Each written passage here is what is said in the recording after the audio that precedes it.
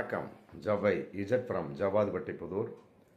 Power writer அப்படிங்கிற YouTube channel மூலமாக உங்களை மீண்டும் சந்திப்பு ரொம்ப மற்ற மகிழ்ச்சி. அத்தோட எங்கள் சேனலை சப்ஸ்கிரைப் பண்ணுங்கள், பெல் பட்டன் அழுத்த மறந்துடாதீங்க. அத்தோட எல்லாத்துக்கும் ஷேர் பண்ணுங்கள். அதாவது சாந்தினி தமிழரசன் அப்படின்னு ஒரு நடிகை, தமிழ் நடிகை, தமிழ் பேசக்கூடிய ஒரு நடிகை, தமிழ்நாட்டு நடிகை, தமிழக நடிகை, அடுக்கிக்கிட்டே போகலாம். சித்து +2 அப்படிங்கிற நடித்து ஃபேமஸான நடிகை. ஒரு 15 வருடங்களுக்கு முன்னாலேயே சினிமாவில் நடித்து கொண்டிருக்கக்கூடிய நடிகை. அப்புறம் இடையில கொஞ்சம் காணா போன மாதிரி, அப்புறம் தி கேம் வெப்சீரியில் கொஞ்சம் ஃபேமஸாக இருக்கார் இன்றைக்கி. ராஜேஷ் எம் செல்வா இயக்கத்தில் தி கேம் அப்படிங்கிற வெப்சீரிஸ் அவருக்கு தற்காலிகமாக கொஞ்சம் பெயரை வாங்கி கொடுத்திருக்கிறது. அதன் அடிப்படையில் நல்ல சிறப்பான பெயர், நல்ல நடிகை, பப்ளிக்காக பெயர் வாங்கி கொண்டிருக்கக்கூடிய நடிகையாக இன்றைக்கி உயர்ந்த ஒரு நிலை. சாந்தினி தமிழரசன்னு பேர். அவர் இன்றைக்கி திருமணம் சம்பந்தப்பட்ட வகையிலையும் மற்றபடி திருமணத்துக்கு பின்னால் நடிக்கக்கூடிய விஷயத்தை பற்றி ஒரு பேட்டி கொடுத்துருக்கார். அதாவது தமிழ் சினிமாவில் திருமணமானவர்கள் நடிக்கக்கூடாது என எழுதப்படாத விதி இருக்கிறது. அதையெல்லாம் இன்று பல நடிகர்கள் உடைத்து கொண்டும் வருகிறார்கள். திருமணத்துக்கு பின்னால் கணவனுடைய ஆதரவு தான் ரொம்ப முக்கியம் அப்படின்னு சொல்லி போட்டு பேசிட்டு, மற்றபடி தமிழ் பெண் என்றாலே பட வாய்ப்புகள் குறைந்தும் போகுது, தட்டி கடிக்கவும் படப்படுகிறது, அதை நான் அனுபவித்திருக்கின்றேன் அப்படின்னு சொல்லிட்டு, மற்றபடி மும்பை ஒரு நடிகை அப்படின்னா உடனே நேராக இயக்குனர்லாம் மும்பைக்கு போயிடுறாங்க. ஏன்னா தமிழில் ஏகப்பட்ட நடிகைகள் இருக்கிறாங்க.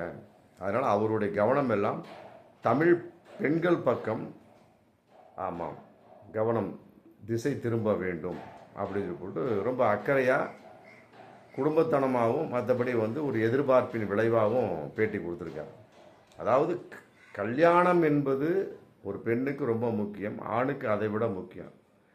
ஆனால் நடிகை அப்படின்னு வரக்கூடிய சமயத்தில் கல்யாணத்திற்கு பின்னால், கல்யாணத்திற்கு முன்னால், இன்றைக்கி பாருங்கள், ஹன்சிகா மோத்வானிலாம் இன்றைக்கி எந்த ஒரு வாய்ப்புமே கிடையாது.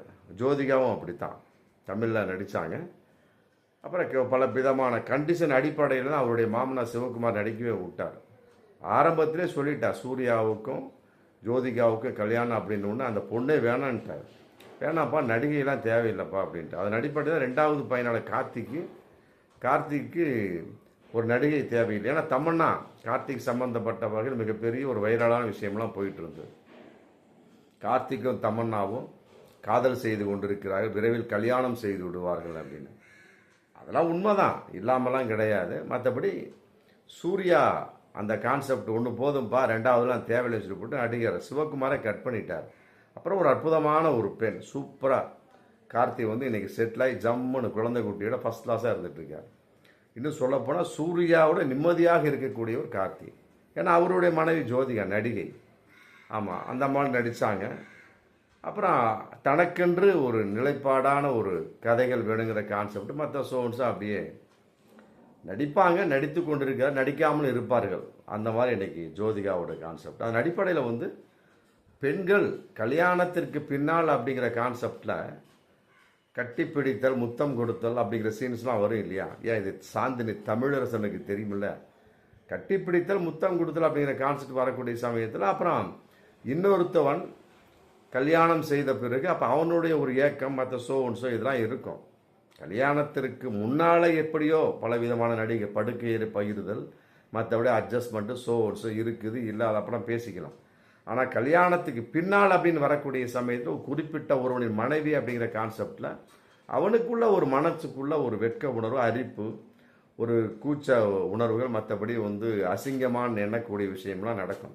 நாளைக்கு உங்களுக்கே கல்யாணமானால் குழந்தை பிறந்தாலும் அந்த குழந்தை நினைப்பானா இல்லையா? ஒன்றுமே ஜெயராமன் விதியில் நடித்தாங்க, கல்யாணத்துக்கு முன்னால் நடித்தாங்க. கல்யாணத்துக்கு பின்னால் மோகன் அந்த பூர்ணிமா ஜெயராம் இந்த பெட்ரூம் சீனு, லாட்ஜில் சீனு இன்றைக்கி பப்ளிக்காக இருந்துட்டு தான் இருக்குது. அது அவர் பையன்லாம் பொண்ணுங்களாம் பார்க்கக்கூடிய சமயத்தில் அவங்களுடைய முகம் எவ்வாறு சுழிக்கப்படும், புரியுதுங்களா? அன்னைக்கு பூர்ணிமா ஜெயராம் நடித்து முடிச்சுட்டாங்க விதி. பயங்கரமான படம். ஒரு தேட்டரில் 1 வருஷம் ஓடிய படம். அதில் மோகன்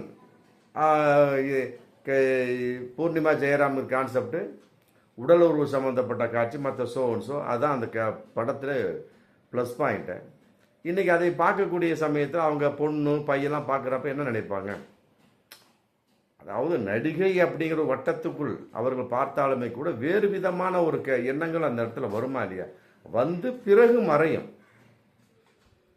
அதன் அடிப்படையில் தான் வந்து சொல்கிறது, தமிழ் சினிமா அப்படிங்கிற சமயத்தில் கல்யாணத்தோடு நிப்பாட்டிங்கப்பா, கல்யாணத்துக்கு பின்னால் நடிக்காதீங்க அப்படிங்கிற கான்செப்ட். அதன் அடிப்படையில் தமிழ் இயக்குநர்களும் தமிழ் சினிமாக்களும் கல்யாணத்துக்கு பின்னாலேங்கிற கான்செப்ட் பொதுவாக வந்து வாய்ப்புகள் இல்லாமல் புதுசாக இறக்குமதி பண்ணக்கூடிய ஒரு சூழல், கட்டி பிடிக்க முடியாத ஒரு சூழல், கண்டிஷன் போடுவாங்க, வேற ஒன்றும் கிடையாது. கணவன் இருக்காருங்கிற கான்செப்டில், அப்புறம் அந்தமாக கர்ப்பமாக கூட இருக்கலாம் ஒரு நடிகைங்கிற கான்செப்டில். அப்படிங்கிறப்ப கட்டி பிடிக்காதீங்க, அதை தொடாதீங்க, இதை தொடாதீங்க, பல கண்டிஷன்ஸ். சினிமாங்கிறது அப்படி கிடையாது, அட்ஜஸ்ட்மெண்ட்டு, அப்புறம் படுக்கைங்கிற பகிர்தல் அப்படிங்கிறதா இருக்குது இல்லையா? பல விதமான விஷயங்கள் இருக்குனப்ப அப்போ இயக்குநர்கள் வந்து தன்னுடைய விருப்பத்துக்கு அவர் வரமாட்டார்கள் கான்செப்டில் கட் பண்ணுறது. அதே நேரத்தில் தமிழ் பெண் அப்படின்னால பட வாய்ப்புகள் தட்டி கழிக்கப்படுகின்றன. மற்றபடி வந்து பட வாய்ப்புகள் சில பேர் தான் தர்றாங்க அப்படிங்கிறத சாந்தினி தமிழரசு ரொம்ப ஆதங்கமாக பேசுகிறார். நல்ல விஷயந்தான் அது. தமிழ் பெண் அப்படின்னா கலாச்சாரம், பண்பாடு, மற்ற நமக்கென்று ஒரு கட்டுக்கோப்புகள் இருக்கின்றன. சினிமான்னு போயிட்டு அவ்வளோதான், கசகசா, அப்புறம் ஜகஜகா, முடிஞ்சு போச்சு. ஆமாம், இதெல்லாம் வந்து பப்ளிக்காக சொல்ல வேண்டிய அவசியம் இல்லை. எல்லா பெண்களுக்கும் தெரியும், எல்லா ஆண்களுக்கும் தெரியும்.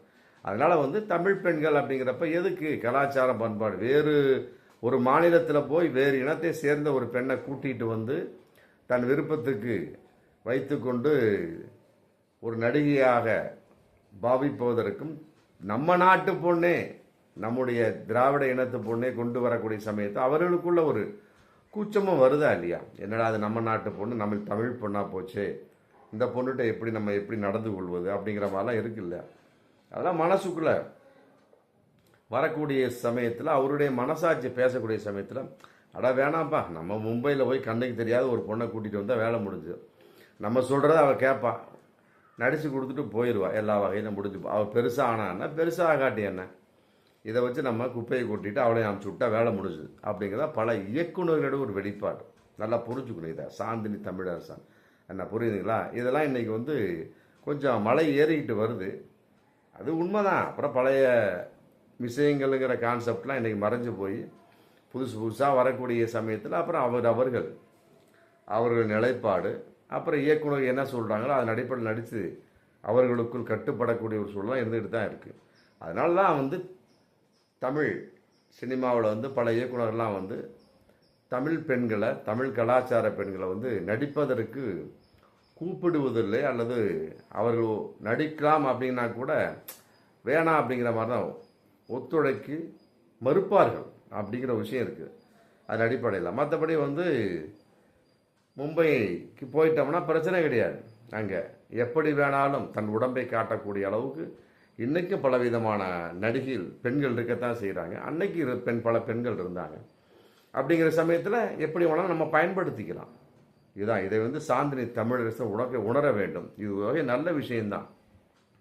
சாந்தினி தமிழரசன் சுமார் 2 படத்தில் சினிமா நடித்திருந்தாலும் கூட இன்றைக்கி வெப் சீரியலில் ஃபேமஸ்ஸு, அதில் மாற்று கருத்து இல்லை. மற்றபடி சினிமா என்று வரக்கூடிய சமயத்தில் அப்புறம் பலவிதமான விஷயங்கள் நடக்கக்கூடிய சமயத்தில் அது தம்முடைய தமிழ் கலாச்சாரம், தமிழ் பண்பாடு அதற்கு ஒரு சிதையாமல் இருக்க வேண்டும் என்பதற்காக நம்முடைய சினிமா இயக்குநர்கள் செய்யக்கூடிய விஷயம். ஆமாம், இதை சாந்தினி தமிழரசு உணர்ந்தாலே போதும். ஆமாம், என்ன காரணம் என்பது தெரிந்துவிடும். பார்ப்போம் மீண்டும் அடுத்த வீடியோ. நன்றி.